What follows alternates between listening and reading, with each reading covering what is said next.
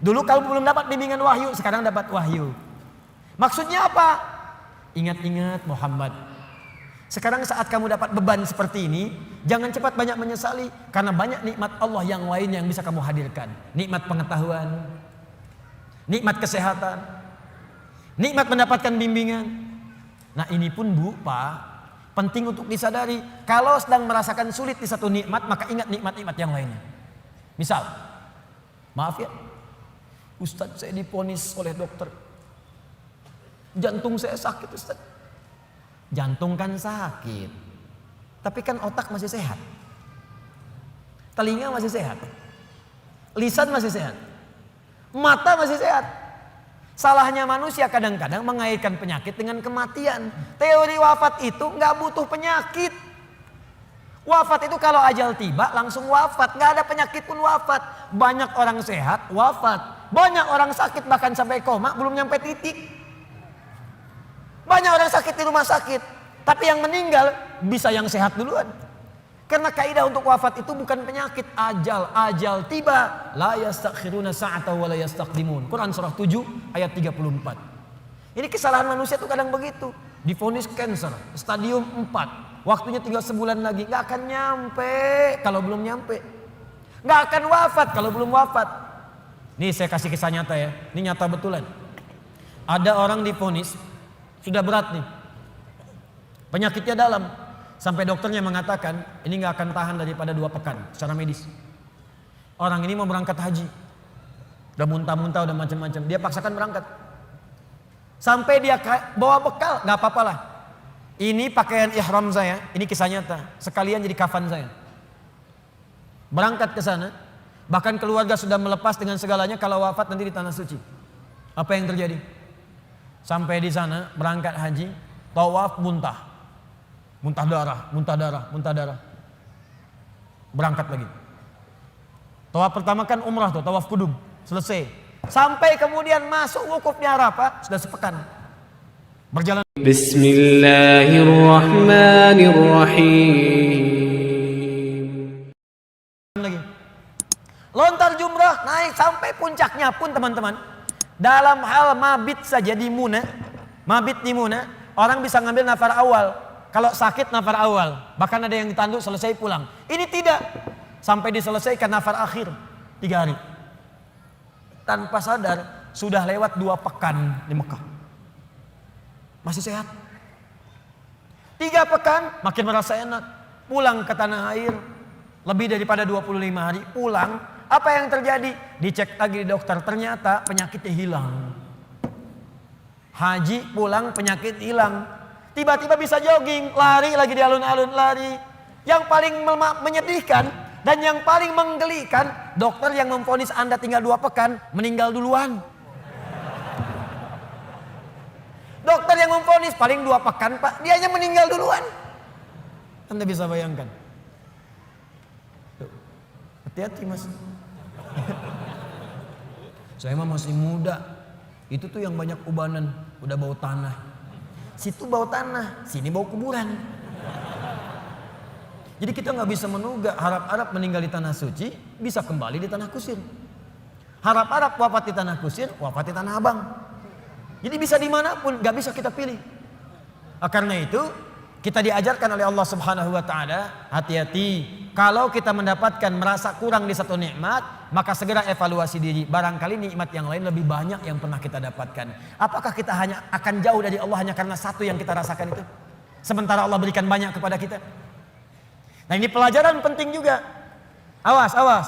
Karena ini nanti terkait nanti dengan hal-hal penting. Ada yatim, ada yang lain, ada peminta, ada yang lainnya. Perhatikan baik-baik. Fokus baik-baik.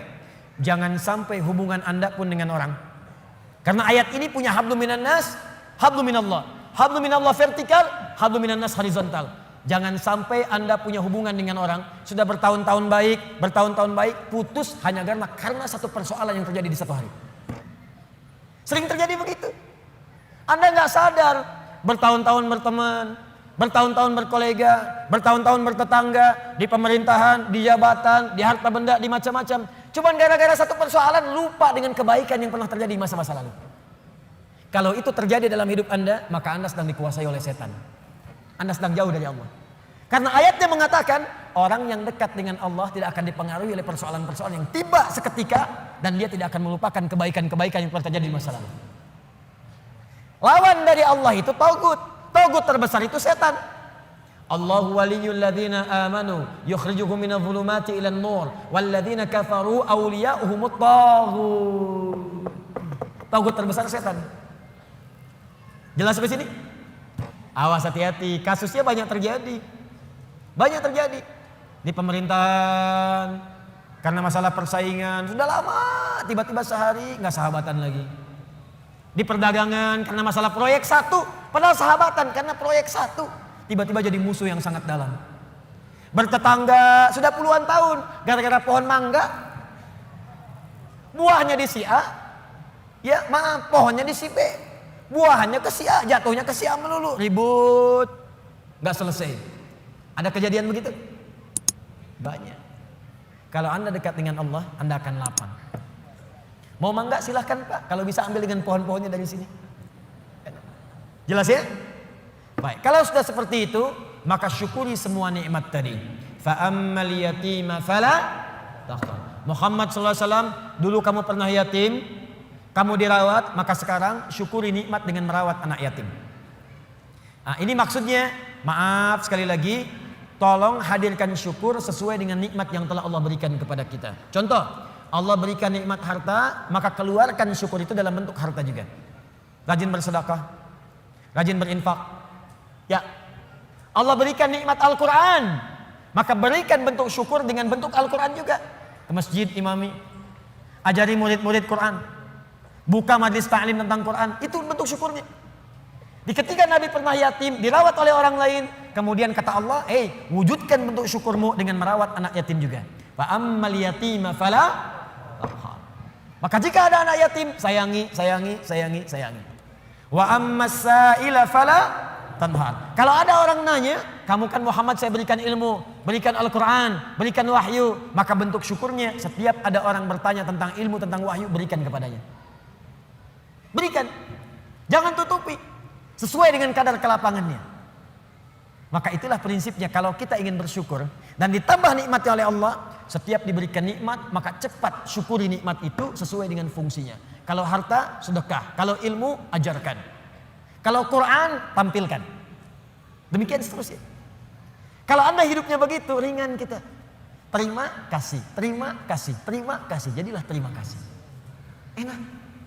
Dan gak akan ada beban. Ini saya bingung deh. Kadang-kadang cuma karena rebutan mobil, rebutan motor berkelahi, dua-duanya meninggal. Motornya nggak ada yang dapat. Cuman karena rebutan minum, berkelahi, rebutan lahan. Kemarin ada orang rebutan lahan sampai berkelahi, bacok-bacokan. Ada yang pakai golok sampai meninggal, sekian wafat, sekian luka. Aduh, ketika meninggal dapat apa? Tanahnya nggak dapat, lahannya nggak dapat. Apa yang didapatkan meninggal? Yang dibunuh meninggal, yang membunuh meninggal, dua-duanya wafat. Cuman statusnya beda di hadapan Allah. Karena itu jangan berlomba dengan urusan dunia, capek. Nggak elit, nggak keren. Wafatnya nggak dapat apa-apa. Setelah itu baru kan bicara kepada diri Anda. Nah, ini bagian terakhir. Wa amma bi ni'mati rabbika. Bagian terakhir, dan kalau Anda mendapatkan nikmat dari Allah Subhanahu wa taala, untuk menguatkan dan mensyukuri nikmat itu, boleh Anda kemudian membincangkan nikmat itu. Kalimat Qur'annya fahadits, bukan fa'akhbir. Kalau fa'akhbir, sampaikan pada orang. Bikin pamflet dari Sabang sampai Merauke. Alhamdulillah Allah berikan kepada saya nikmat rumah yang luas, pasang. Bikin status di Facebook, bikin di Instagram. Mobil baru, foto, ceklik. Alhamdulillah, nikmat Allah saya mendapatkan Lamborghini. Itu Maria pamer. Alhamdulillah dapat misalnya kalung baru.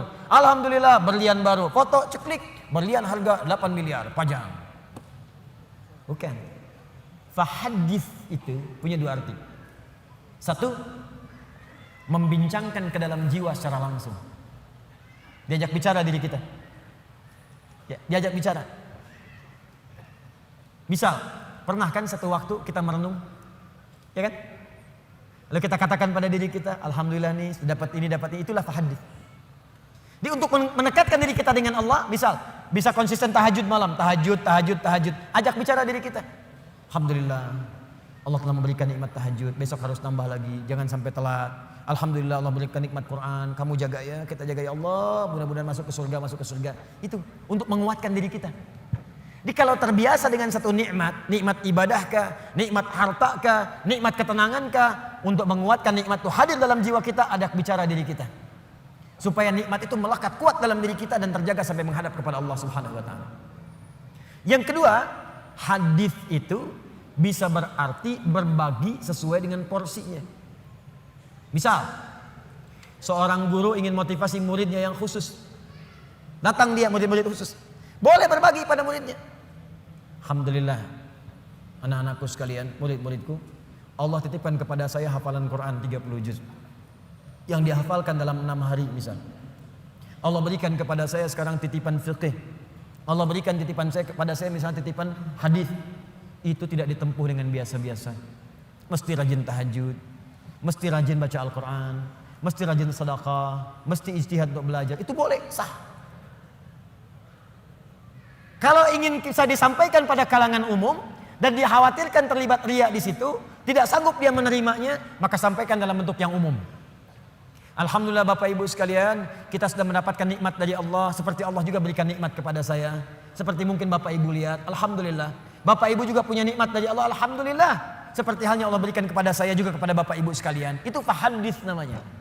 Disesuai dengan konteksnya, sesuai dengan keadaan orang yang diajak bicara. Di fahadits itu bukan kemudian mengupload nikmat di Facebook, mengupload harta benda di Instagram, lalu Anda tuliskan di situ rumah baru, fa amma bi ni'mati rabbika fahadits. Bukan begitu maknanya. Pulang dari haji boleh. Saya kumpulkan tetangga untuk berbagi zam-zam, nggak usah bicara, zam-zamnya dibagi, kurmanya dibagi. Wa amma bi ni'mati rabbika fahadits.